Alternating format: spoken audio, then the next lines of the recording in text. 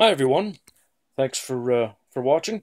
I just finished watching or listening to Sam Harris's latest podcast with Jordan B. Peterson, professor at the University of Toronto, and then I watched Peterson's follow-up YouTube video, an open letter to Sam Harris.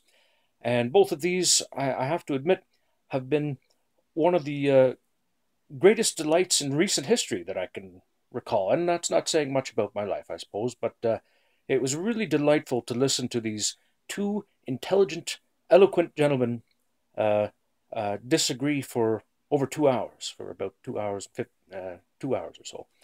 Um, I just wanted to offer some feedback about the discussion that they were having.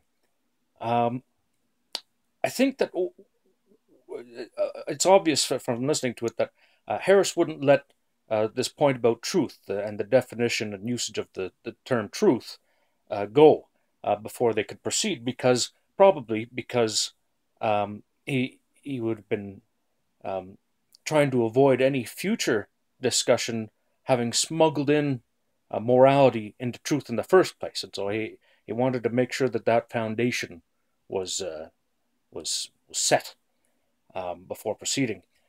Um, Now, Peterson seemed to be arguing a very relativist perspective, although it was never articulated as such. Um, he seemed to be saying that he kept saying things like insufficiently true and wrong. Now, wrong, of course, has this double meaning, whereas with truth, the word truth, we usually only have the one sense of it. Something is either true or false. But the word wrong, which Peterson also used as an opposite to truth, can be, you can have things that are wrong both factually or morally. And so I think that Peterson was sort of using his insufficient truth as an opposite to this ambiguous wrong, which includes both factually wrong and morally wrong. And so it's a sort of an extension of that to say that this truth that he was talking or using in his discussion, or from his perspective, was a natural opposite to this sort of double-sided wrong. But anyway, I would like you to consider something for just a moment here. Um, you know that there are galaxies retreating away from us as the universe expands, and at some point, these galaxies get so far away that no matter what, if light leaves Earth headed in that direction, or if light leaves some star in that galaxy and starts heading towards us, the rate of expansion of the universe will never allow that light to reach the endpoints. So, for all purposes of reality, at some point, those galaxies disappear from our reality. So now, Harris is intent on these thought experiments with Peterson, and I'd like to propose my own. If something happens now in this galaxy which is out of reach of our light cone, because the light cone is a way to sort of think about uh, how much one event or instant can affect anything else in the universe. So with this galaxy beyond our light cone, is it um, useful or accurate to discuss the goings ons in that galaxy and argue about whether or not something's true in that galaxy when we can't reach it anymore? And we'll never know. It's impossible to ever know. So I sort of feel like, although this was never used as by Peterson as a sort of a support for his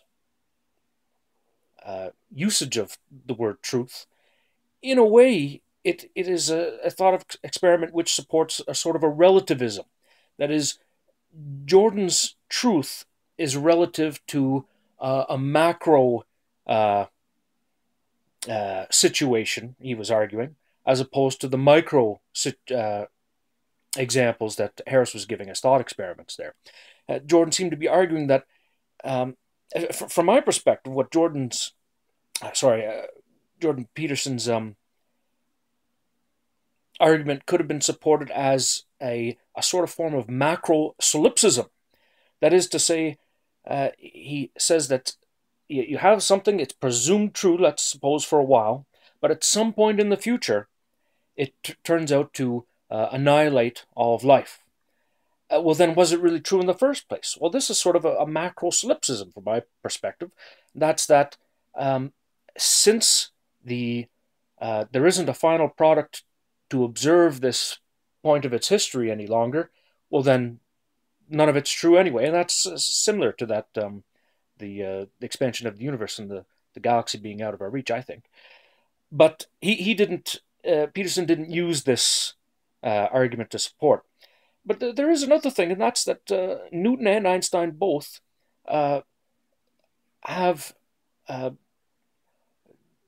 been consistent about the importance of relativity, and that's that every measurement we make is relative to something else. And I think that this could potentially be used to support Peterson's perspective as well.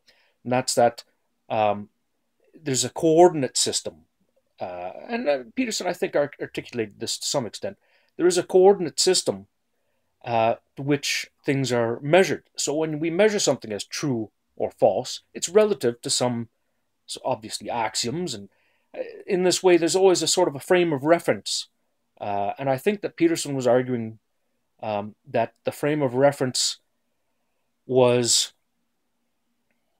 different than Harris's. So, regarding how delightful it was to listen to, Peterson has already explained in the past that part of why he has these discussions with people and on the internet and videos and such is to um, uh, is to enhance his articulation, his ability to articulate these ideas. And I think this was a pretty useful exercise for that, and he said so in there. Um, but Harris never seemed to acknowledge that this kind of macro solipsism or relative usage of truth could be useful in a discussion. And I'm tempted to agree with that, I would say, um, because it would allow for later smuggling in of morality. Of course, I have my own thoughts on morality in science, but I'm not going to waste your time with them here. Uh, but it was just such a delight that neither of them uh, uh, uh, came to blows, so to speak, vocally. Uh, uh, Neither of them, they were always adult and never infant-like. But uh, it was just such a pleasure to listen to this because it's so rare. I would find usually in all of the discussions that I find somebody finds a weak point in the other person's argument, and it becomes pretty obvious.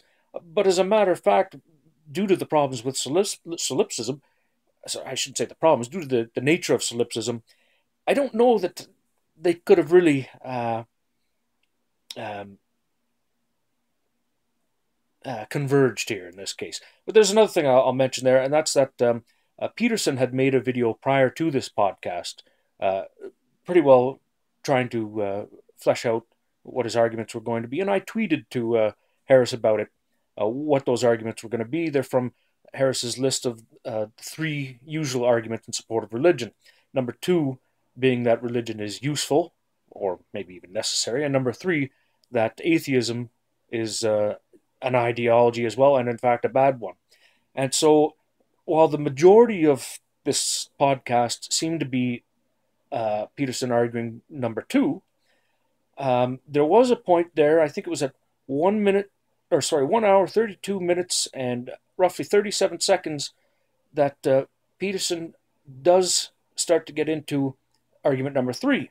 He's just about to get on that and suggest that what Harris's strategy is like is actually um, uh, an ideology and a bad one at that. But he didn't get the chance to go there. Maybe next time we'll find out.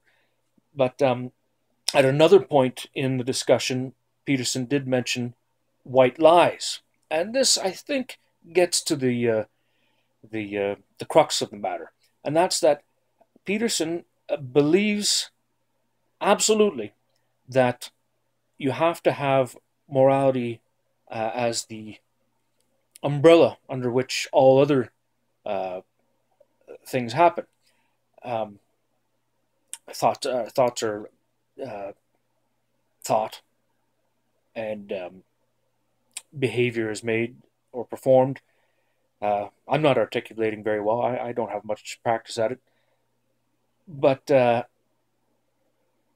I think he believes probably firmly that the only way to do that is to always have a religious sort of um, overtone, where by religious it's hardly religious. It's just morality and maybe the culture and cultural history that supports it. That's why he's maybe into mythology and religion, that sort of thing. But anyway, I guess that's all I can say for now. Just once again, I want to thank both of them for putting this material forward. It was such a delight to listen to. I laughed, I cried, uh, and even the awkward silences were great. Had me grunting and groaning. But anyway, that's all I'll say for now. I hope this the thought experiment that I put forth and the idea that Peterson's approach seems to be a sort of a macro solipsism where the emphasis is on um, tying, uh,